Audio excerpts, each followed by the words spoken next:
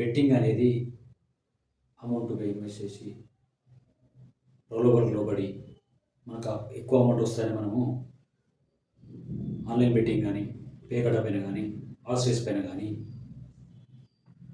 ఇలాంటివి పెట్టడం వల్ల, దాంతో పాటు ఐపీఎల్‌లో బెట్టింగ్ పెట్టడం వల్ల చాలామంది నష్టపోతున్నారు. ఆన్‌లైన్ రమ్మీ కూడా. ఇవన్నేంటంటే ఆర్థికంగా కుటుంబాలను నాశనం చేస్తది. ఒక్కసారి ఆలోచించండి మిత్రులారా. మీ కుటుంబాన్ని, మీ పిల్లల్ని, మీ తల్లిదండ్రులు ఆలోచించుకొని బెట్టింగ్ పెట్టాలా వద్దా అని ఆలోచించుకోండి. బెట్టింగ్ పెట్టడం వల్ల మీరు నష్టపోతారు తప్ప దానివల్ల లాభం జరగదు.